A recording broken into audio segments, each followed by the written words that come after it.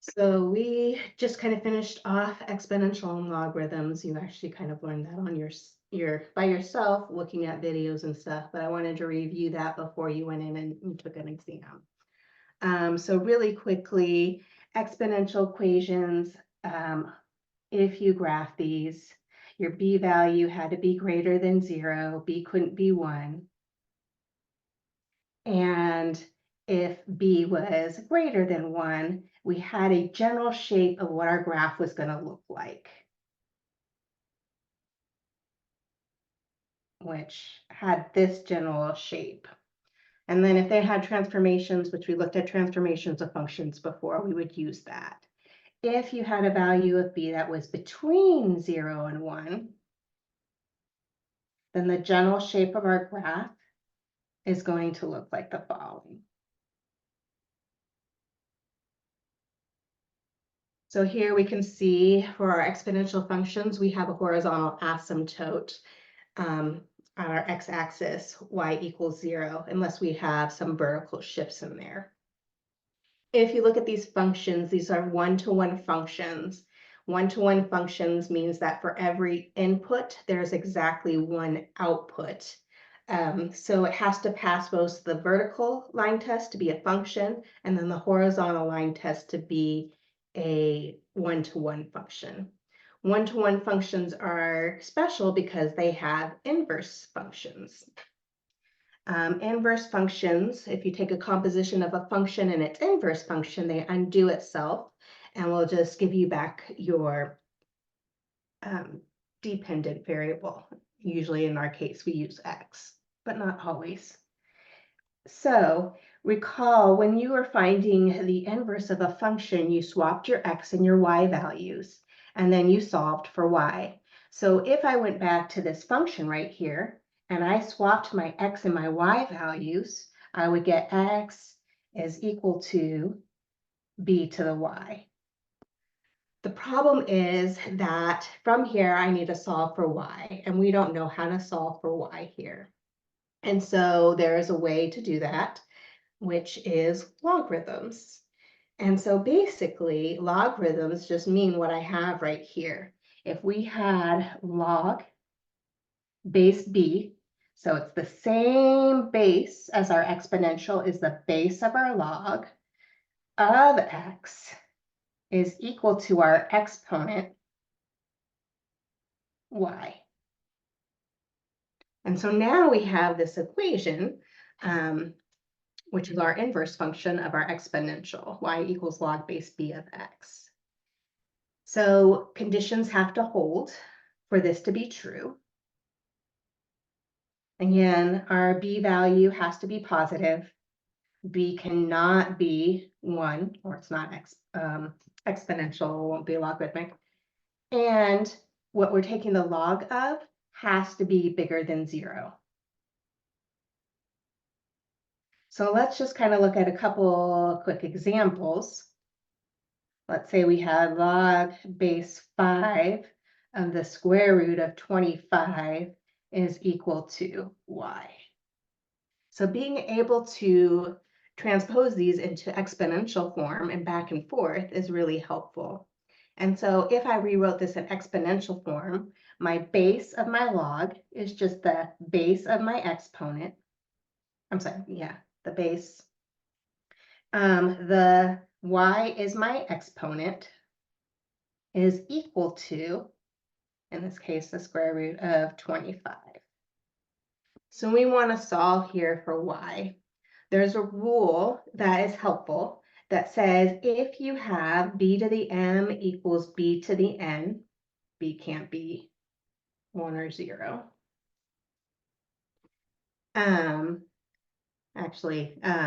Let's say b also has to be greater than 0. And then there's a rule that says we can set our exponents equal to each other. M is equal to n. So when you rewrite these logarithmic expressions or equations into exponential equations, and we can manipulate our bases to be the same, that is what's going to help us solve these. And so I noticed that the square root of 25, I can rewrite. So this is 5y. Actually, I took something that I knew what the square root of was. How about let's change that to 5. Just a little harder. So rewriting this, square root of 5, I could rewrite as 5 to the 1/2 power. So in this case, we have y is equal to 1/2. So it's helpful to remember your rules about exponentials and how to rewrite things. So just remember, and we talked about this before in this class, if we had the nth root of m, we can rewrite this as b raised to the m divided by n power. And so we can rewrite radicals in exponential form. So sometimes when we're solving logarithmic equations, it's not just a single log equals a number. And logarithms are going to be actually really helpful for us, like a lot of this class is, when you get into calculus. And so being able to rewrite a sum or difference of logs into a single log is helpful, and vice versa. So knowing properties of logarithms is going to help us solve log equations, but it's also going to help you solve and simplify things to help you do operations in calculus. So a couple of things that will be helpful for log properties. So properties of logs real quick.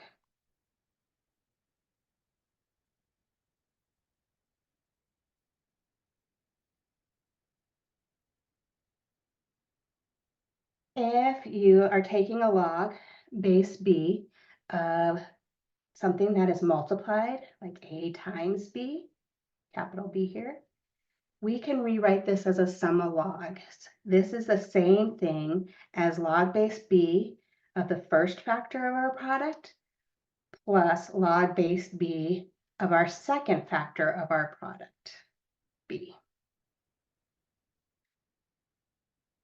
If you had a single log and there was division in here, so let's say we had something like a divided by, capital B. Division, we can rewrite this as a difference of the log in the numerator minus the log in the denominator.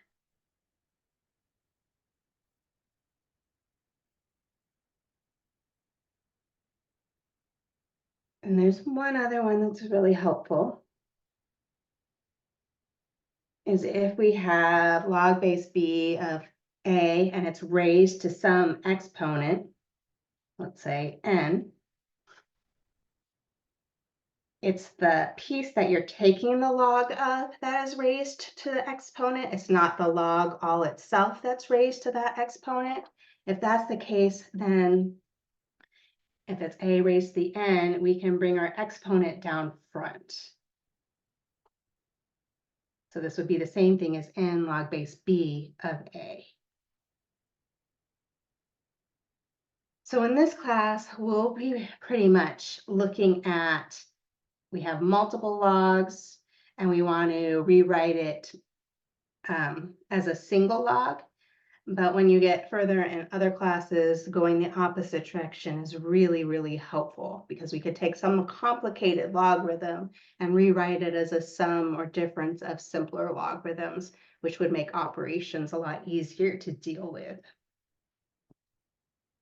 So we want to use this fact to help us to solve equations that have logarithms.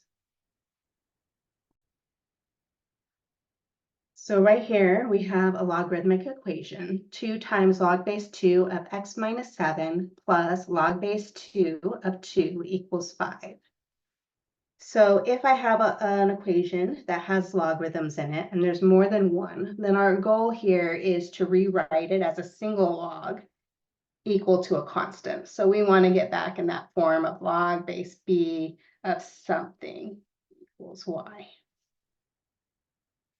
So we want to get the log as a single log equal to, in our case, a constant. And so I want to use my properties of logs that I just stated. We want to rewrite this as a single log. I can't have this coefficient of 2 in front before I rewrite that as a using step 1, a single log of a product. So I can take this coefficient in front, and I can raise this log base 2, and then x minus 7 is going to be raised to the second power,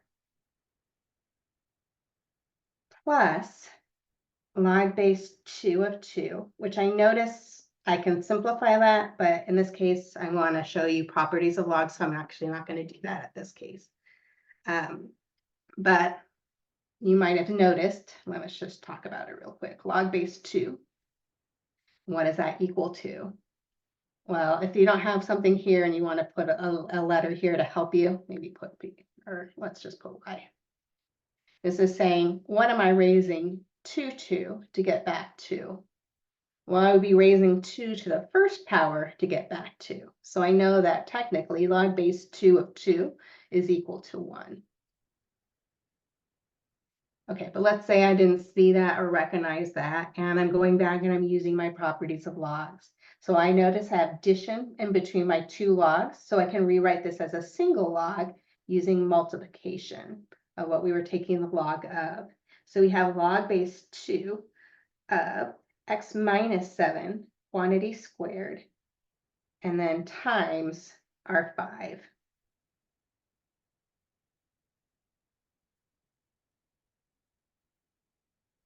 I'm sorry, not times 5, times our 2.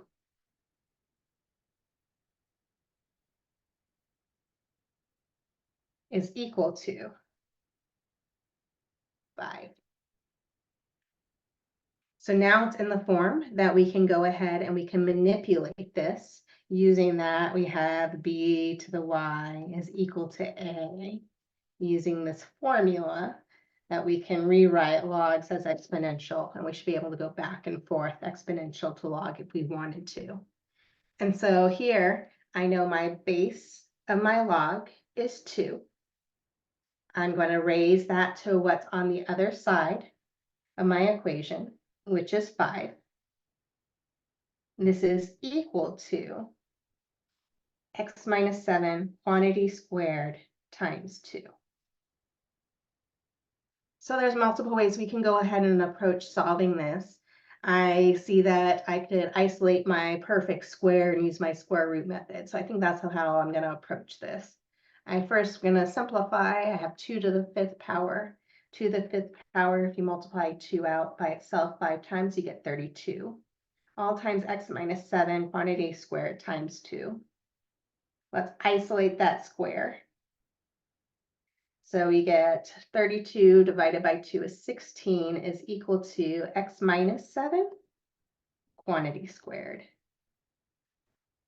So now we can use our square root method. We can take the square root of both sides. Don't forget, when we take the square root, you're putting that plus or minus in front of the one side, or you're missing possibly one of the solutions if you don't do that.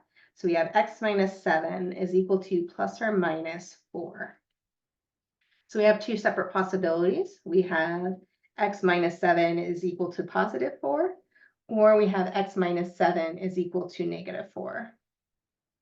So going ahead and solving for x, if we add 7 to both sides, we get 11. And if we add 7 to both sides on the other equation, we get back 3. You need to be careful. And for logarithms, we need to check to make sure that our solutions work. So I recall I had mentioned that we can't have log of a negative number, and we can't have log of 0. And so we want to check and make sure that if we plug in these values back in for x, this 11 or this 3, back into our original equation, would that give us back a log of a negative number? So in here, if I plugged in 11, I have 11 minus 7, that's positive. So I'm okay with 11, But if I plug in 3, I would have 3 minus 7. So that would give me log base 2 of -4, and I can't take a log of a negative number. So this one gives me a log of a negative number, and so it's not part of my solution. And the only solution that's going to work in this case is 11.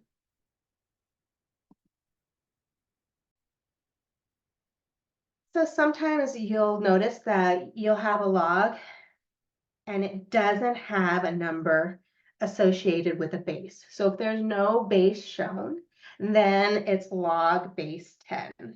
So if we had log base 10, or actually, let's just say if we had log base x, let's just do this, is equal to 2. So if I rewrote this in exponential form, my base, if it's not shown, is 10. So this is going to be 10 squared is equal to my x. So in this case, x is 100. If I had had, let's say, log of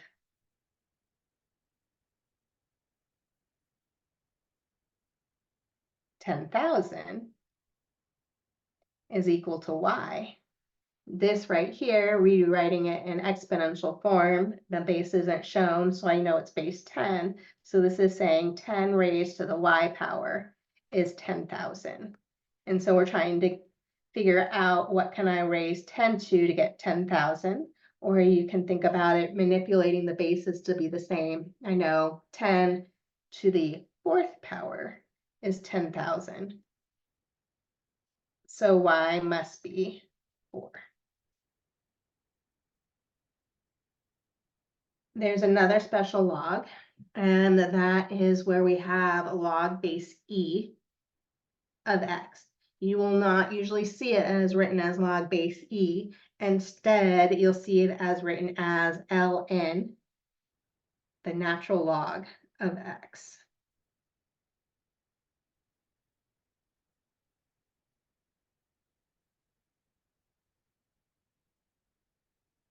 So if you ever see ln of x, we know it's just log base e of x.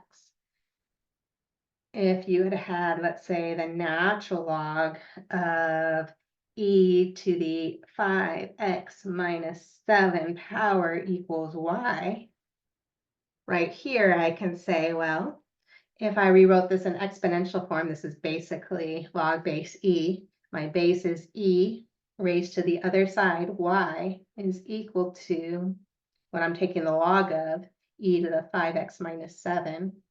And by the rule, we have the same base, so I could see that y is just equal to my exponent of 5x minus 7.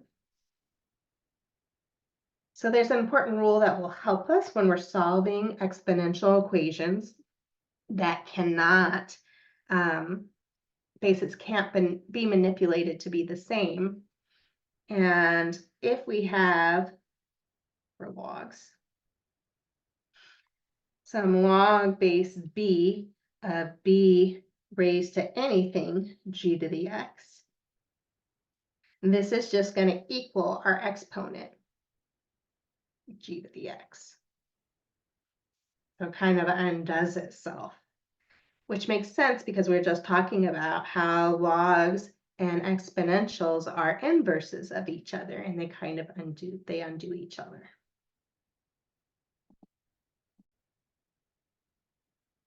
So in here we have a logarithmic equation, natural log of x plus a natural log of x plus 10 equals 4. And so I want to solve this.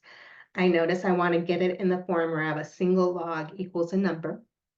And so I see that I have addition in between my logs. So using my rules of logs, I can rewrite this as a single log as a natural log of x all times this x plus 10 is equal to 4. So now I have it in the form, I have a single log equal number. So let's rewrite this in exponential form. The base of our log is the base of the exponential form, so base e. What's on the other side is just our exponent. So e raised to the 4th power is equal to x times x plus 10. So I want to solve for x here. It looks really ugly, but we can do it. This is e to the fourth is equal to, let's expand the right-hand side by distributing the x. We get x squared plus 10x.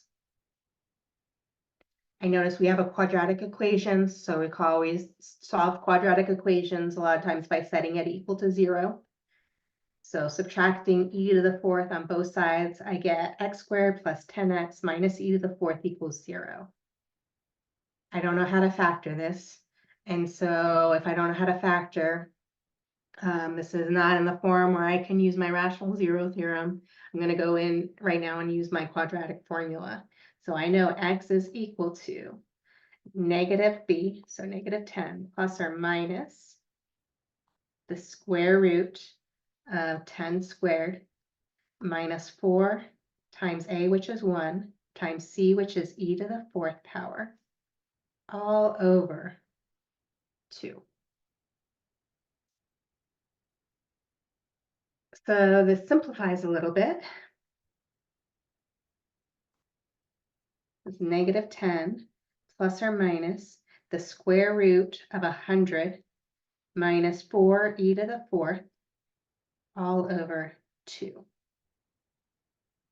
So I notice underneath a radical, we have a common factor that I can factor out. Notice that there's a 4 in common with 100 and with that 4 e to the fourth. So if I pull out the 4 there, that would give me 25 minus e to the fourth all over 2. So now that I made this a product in here, I can pull out that square root of 4, which I know is 2. So I have negative 10 plus or minus 2 square roots of 25 minus e to the fourth all over 2, which reduces. Notice there's a 2 in common in the numerator, or divide each piece of the numerator by our denominator of 2. So negative 10 divided by 2 is 5, plus or minus this 2 square root of 25 minus e to the fourth divided by 2. The 2's cancel, leaving me with a square root of 25 minus e to the fourth. So if it had asked in your homework or on an exam to get the exact form, this would be the exact form of that expression or that solution. Shouldn't the 5?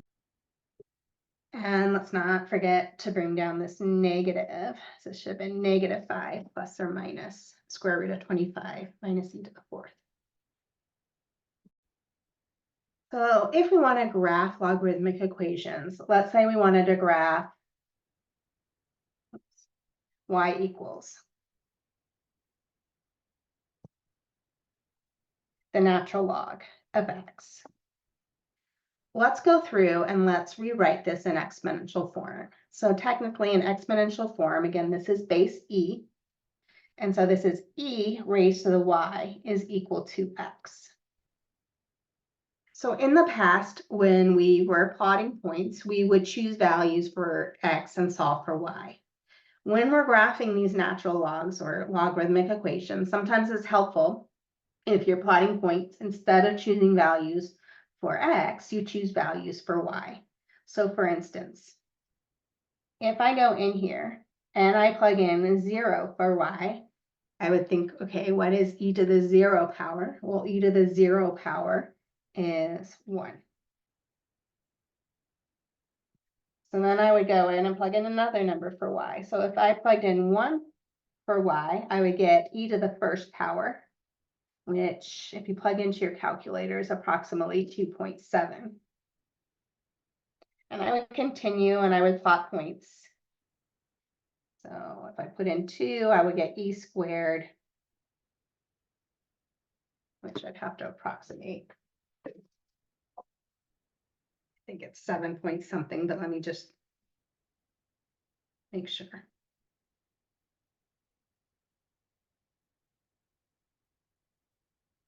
Yeah, 7.4 about. if I went in and I plugged in a negative number, this is where knowing rules, if you had a negative exponent, we can rewrite it and make it positive by bringing that piece down into the denominator. And so this is e to the negative 1 is the same thing as 1 over e, which is approximately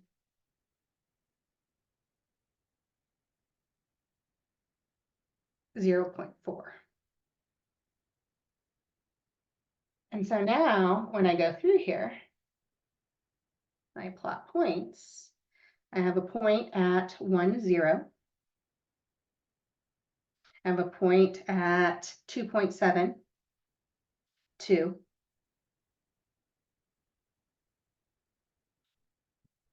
I have a point at 7.4.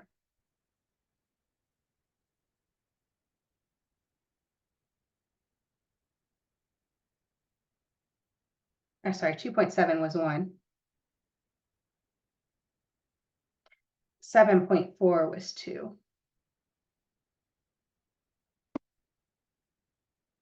And when I had 1 over e, which is about 0.4, I had negative 1. So graphing this, I get this function right in here. So as I go off to positive infinity, my y value is going to positive infinity, but I have a vertical asymptote here at x equals 0. Which recall, logs and exponentials are inverses of one another, and we could swap our x and y values if we had graphed y equals e to the x. We talked about that the general shape looked like this. We also talked about that if you're graphing a function and its inverse function, you're basically swapping your x and y values. They're reciprocal across this line, y equals x. So if I took that graph, y equals x, and I reflected it across that line, I get the same thing I had in the other graph.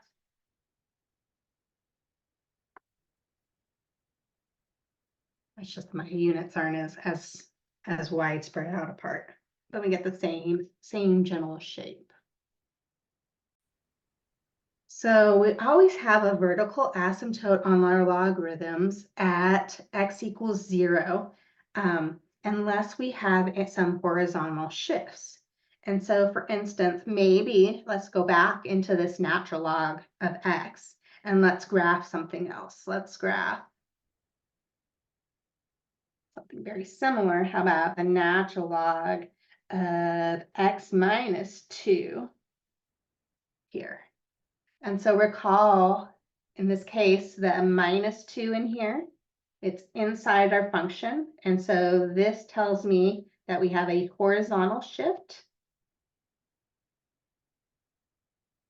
And we're going in the opposite direction. And so we're going to the right 2 units. And so normally where I had my asymptote at x equals 0, if I move that asymptote x equals 0 to the right 2 units, I now have a vertical asymptote at x equals 2.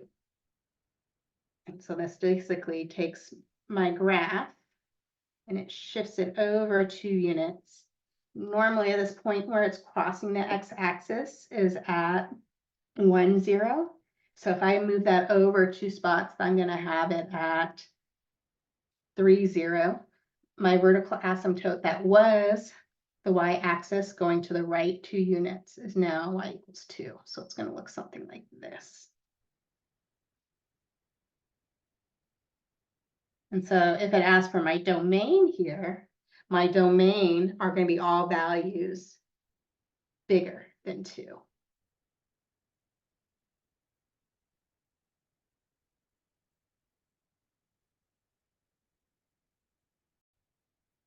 Okay, so our next question in front of us, for f of x equals 2 raised to the x minus 2 minus 4, what transformations are being done on y equals 2 to the x to get the graph of f of the x?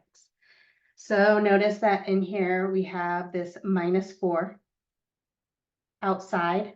So this is a vertical shift. So this shifts down.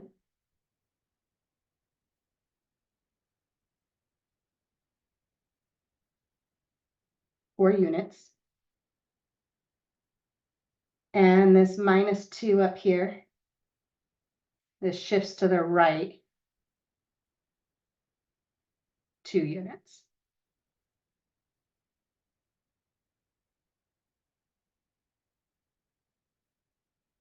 So technically, we can take this graph. We know the general shape.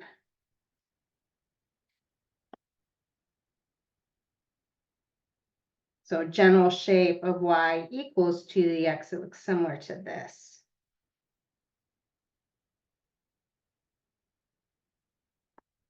So if I was to graph this, and I move to the left 2 units, this point right here that was at 0, 1. Well, if I move to the left 2 units, I'm now at 2, 1. But then I want to shift that down 2 units from there. So 1, 2, sorry, 4 units, which would get me this point down in here. My horizontal asymptote was here at y equals 0. And so if I shift that down 4 units, my horizontal asymptote now here is at y equals -4. And so I'm just going to get this picture that looks similar to this. Part B wanted to know, what is the range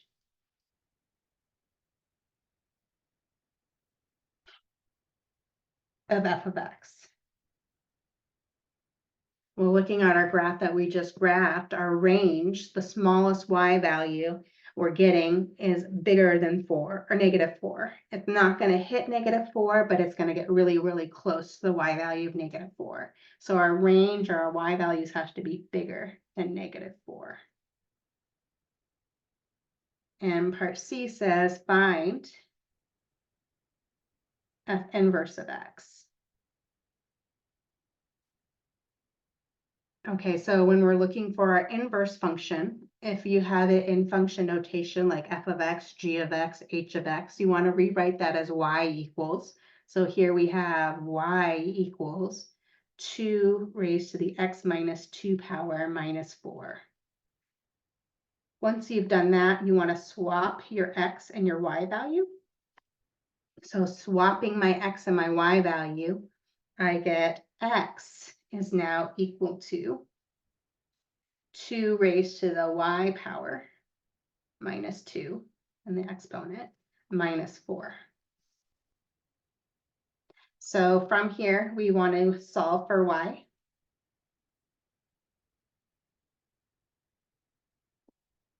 So let's isolate the piece that just has the variable we want. And so let's add 4 to both sides of this equation.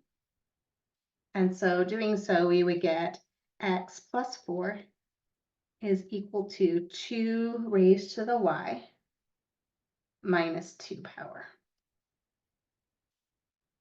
So I want to get that variable out of the exponent. So I'm going to use properties of logs. So if I have log of some argument raised to a power, I can bring that power down front.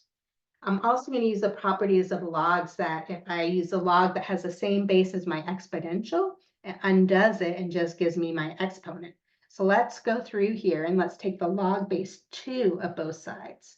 So if I do something to one side, I can do it to the other. So log base 2 of x plus 4 is equal to log base 2 of this 2 raised to the y minus 2 power.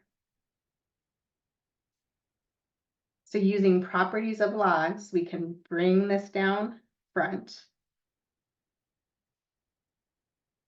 And we would get in here log base 2 of x plus 4 is equal to, make sure you put parentheses there, y minus 2 of log base 2 of 2. Well, log base 2 of 2, it's asking here, 2 to what power is 2, which is 1. Times this y minus 2.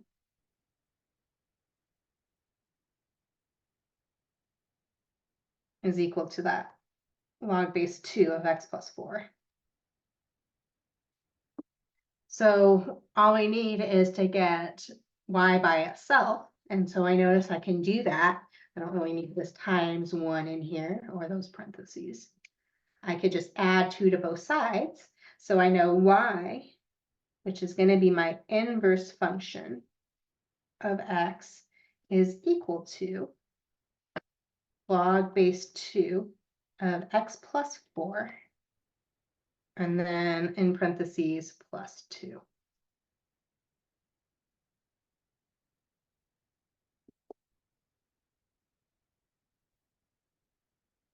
Okay.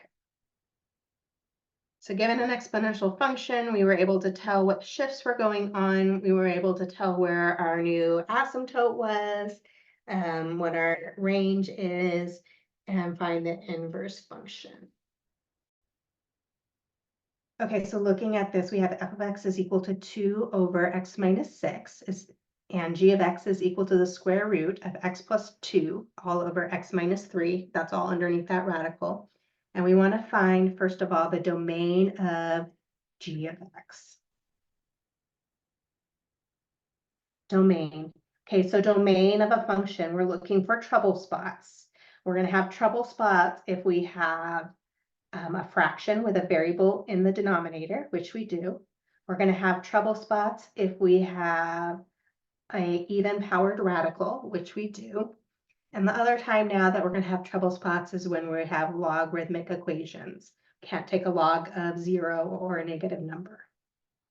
So in here, I know that what is underneath this square root, this x plus 2 all over x minus 3, this has to be bigger than or equal to 0. I also have another problem. I know that my denominator, x minus 3, can't equal 0. So I want to solve for these both. So I know in this case, x can't be 3. Okay, so we looked at rational inequalities before. When we had rational inequalities, we got it as a single fraction, that inequality and 0 on the other side, which it is in this case. We found our critical numbers. Our critical numbers were the ones that set the numerator and the denominator equal to 0. So in this case, it's going to be -2 and 3. We put those on the number line, unless you wanted to graph it, which we've done too. And we test numbers on either side of the number line to see if we plugged it back in to this inequality, is it true or false? So if I chose a number smaller than -2, so let's say x equals -3, and I plugged it in here, I want to see, is that number going to be positive or negative? Well, -3 plus 2 is a negative number in my numerator. All over -3 minus 3 is a negative number in my denominator. So I do see that this is greater than or equal to 0. So this is a true statement. But you can't use 3 in the equation because it winds up equaling 0 in the denominator. Right. So, but it has to be one of my critical numbers. It has to, the value which sets the denominator has to be one of the critical numbers, because graphically that's where we have a vertical asymptote. And so our graph could be changing from above to below the x-axis after you jump a vertical asymptote. So you have to look at values. When we were looking at it graphically, we had to look at values where it crossed or touched the x-axis, which is what sets the numerator equal to 0. And then we have to also worry about vertical asymptotes, because it could change which side of the x-axis it was on without crossing an x-intercept on the vertical asymptote. So that's why we have 3 there. We know though that x cannot be 3. And so in this case, if we got that, no, the part of that was part of the solution, we'd have to exclude that number. So now choose something between -2 and 3. So let's say x equals 0. So if I put in here 0, 0 plus 2 is positive, 0 minus 3 is negative. So a positive or a negative is less than 0. So this is not greater than or equal to 0 is false. This was false. And then choose something that's bigger than 3. So how about 4? So 4 plus 2 is positive, all over 4 minus 3, which is positive. That is greater than 0. So this is true. So for our domain, we can't have 3, but we're okay to have -2. We can have square root of 0. That is defined. And so we're going to look at our solution. Our domain is going to be everything from -infinity up to -2, including union, not including 3 to infinity.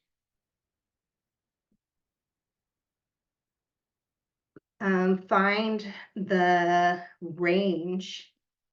Well, that's our domain. Let's look at our range.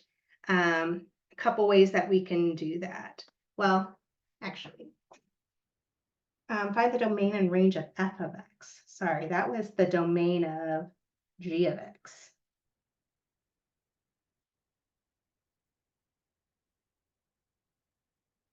If I look back over here and I looked at the domain, okay, that was just part A. Find the domain and range of f of x. So f of x, maybe I'll do it over here, is 2 all over x minus 6.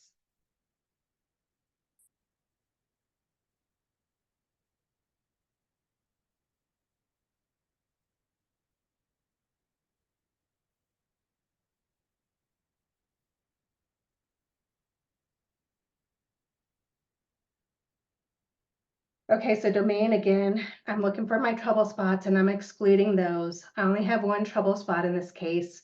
I can't have my denominator equal 0, so I know x minus 6 cannot be 0, so x cannot be 6.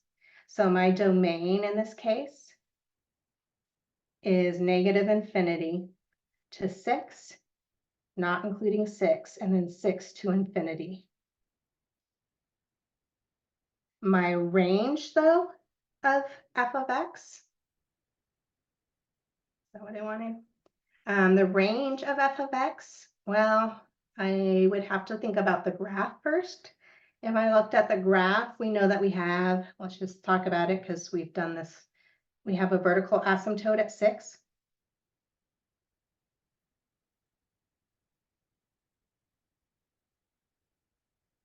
I notice that I don't have any intercept. So there's no time where my numerator of 2 is equal to 0. I notice that I have a horizontal asymptote at y equals 0 because the degree of my denominator is larger. So, and I know that if I let x equals 0, my y value is going to be -1/3. So right in here. So just knowing where these two asymptotes, the vertical and horizontal is, I know what the graph is going to look like to the left of x equals 6. It's going to look like this. And then I want to see what's happening on the other side of 6. So if I put a number in bigger than 6, notice that my denominator is positive and a positive in my numerator. So I can tell just by looking at that the other side of x equals 6, my graph is going to look like this. And so I can see what my range is. My range is -infinity to 0, union 0 to infinity without including.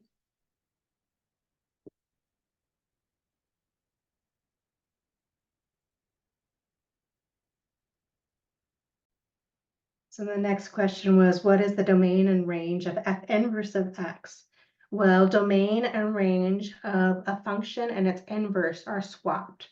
So the domain of f inverse of x is what the range was for the original function. So the domain of f inverse of x, except that it's for x values instead of y values, is negative infinity to 0, union 0 to infinity. And the range of f inverse of x is what the domain was, except it's in y values instead of x. It's negative infinity to 6, union 6 to infinity.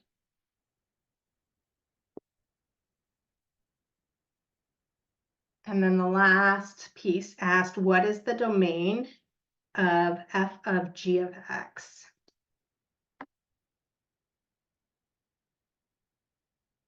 So what is the domain of the composition of f of g of x? Okay, so when we're taking composition of functions, we have to first look at the inner function, in this case, g of x, and we have to look at the domain of g of x.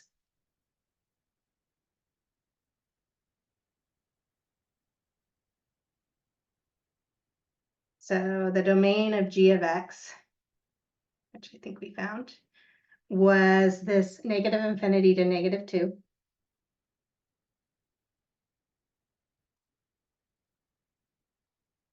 Union 3 to infinity.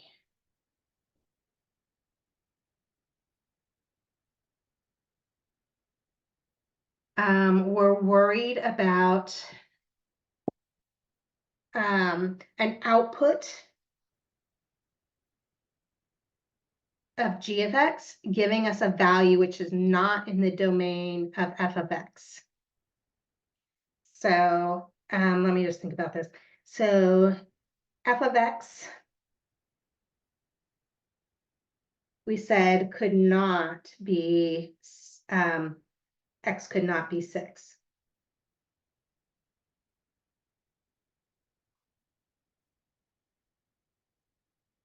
So I'm only worried about the range, my output of g of x giving me back 6. So we're looking at the equation of g of x, which is that, I can actually have it in front of me here. We're worried about when is g of x cannot equal 6. So we're worried about when is x plus 2 all over x minus 3, the square root of that whole thing, equal to 6. And we want to exclude those values.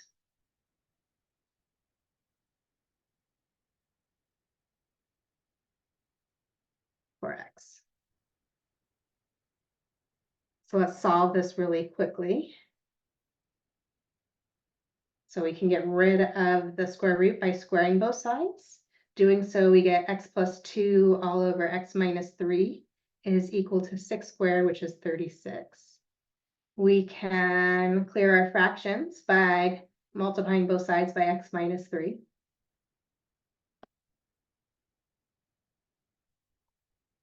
So we're left with x plus 2 is equal to 36x minus 108. I did that right. 3 times 6, 18. Yep. It's a linear equation. I want to solve for x. So let's subtract 36x on both sides. That would be negative 35x. And let's subtract 2 on both sides, equal negative 110. So x cannot be negative 110 over negative 35. So let's see. 5 goes into those, at least. So 5 goes in there.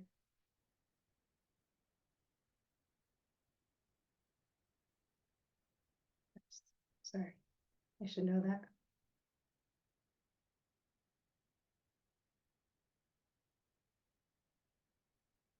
22 times, so 22 divided by 7. So the domain of f of g of x cannot be 22 over 7, and let's see, is that part of this piece or not? And the domain of g of x has to hold. So 22 divided by 7 is 3 point something, which falls in there. So our domain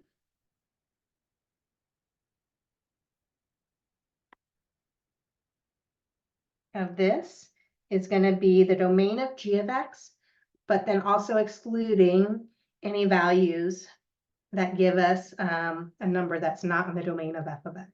So our domain of this is negative infinity to negative 2, union 3 to 22 sevenths, union 22 sevenths to infinity.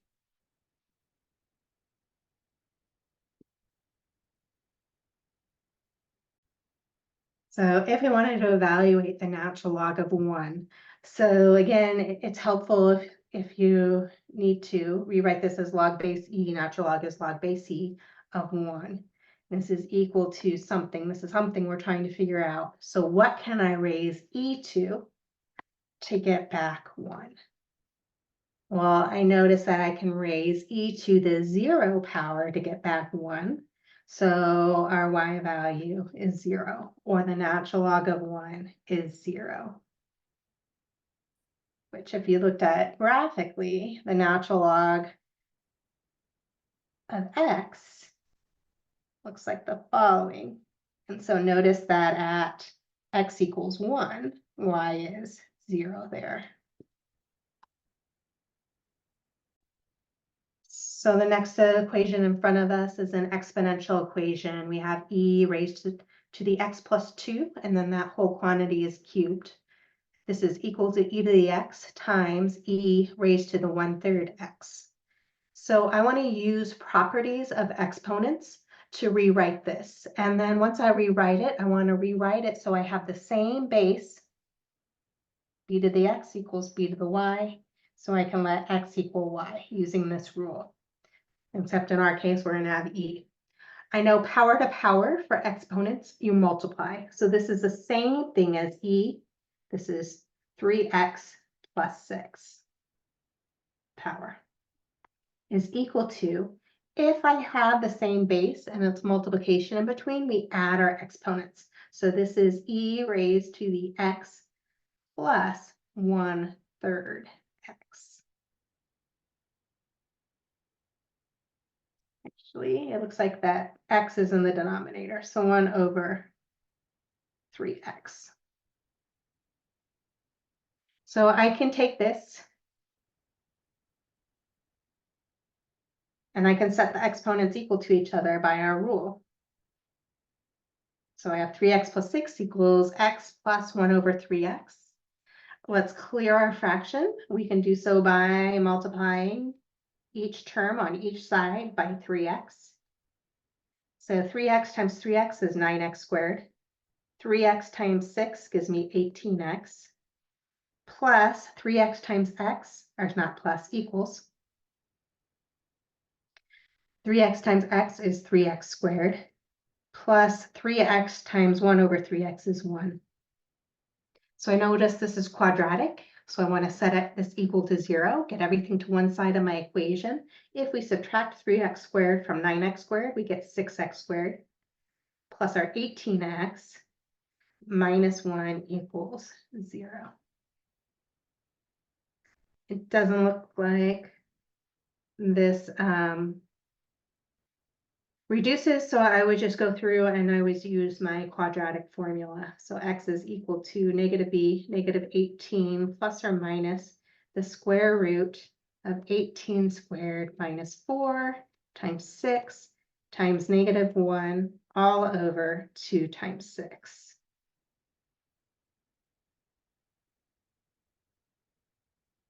So negative 18 plus or minus the square root. So looking at 18 squared That's 324 plus 24 all over 12. So we get x is equal to negative 18 plus or minus the square root of 348 all over 12.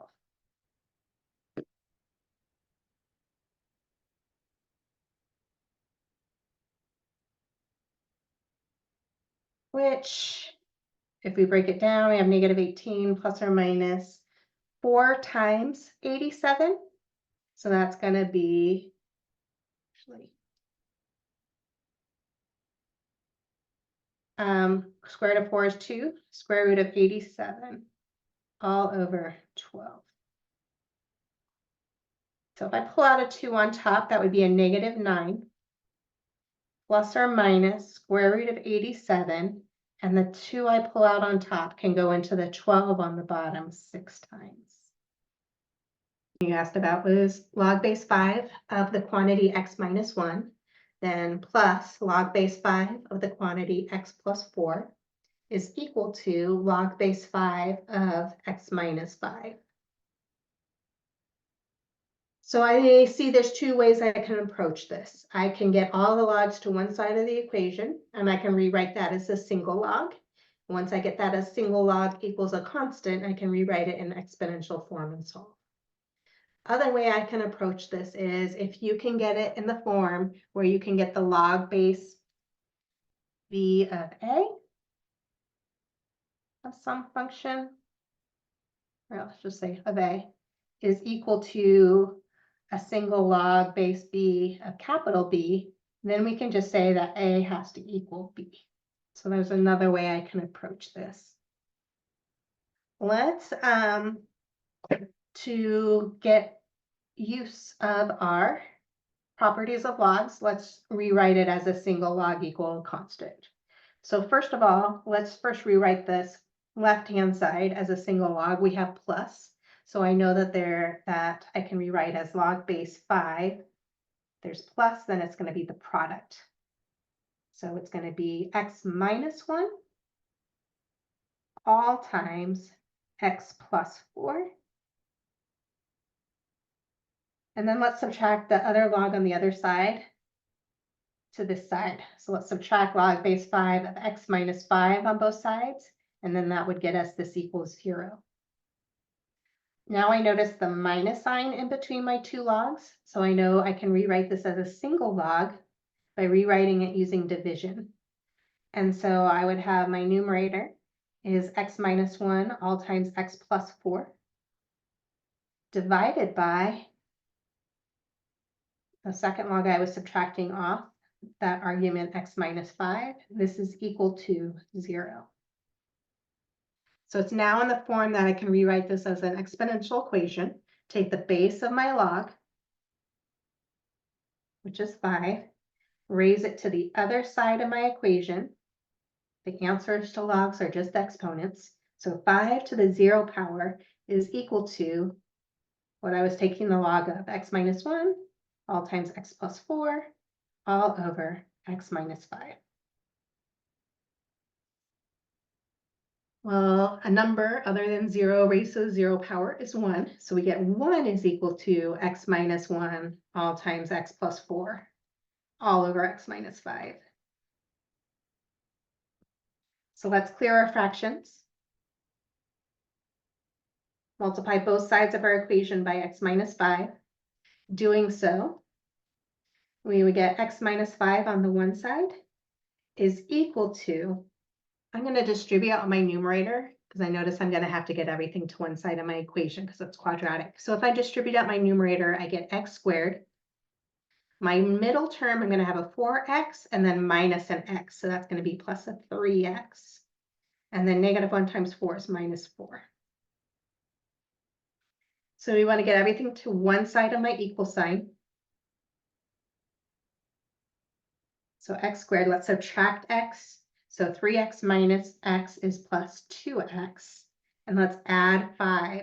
So negative 4 plus 5 is plus 1. This is equal to 0. I notice this factors as x plus 1 times x plus 1. or x plus 1 quantity squared equals 0. So I notice to set that equal to 0, x has to be -1. If I look at this, though, I have to check my solution, and I need to make sure that if I plug back my answer into the original equation, I cannot have a log of a negative number. And I notice if I plug in -1 in here, I'm going to get a log of a negative number here and a log of a negative number here, which is undefined. And so it ends up that that doesn't work. There is no other number I got, so there is no solution for this equation.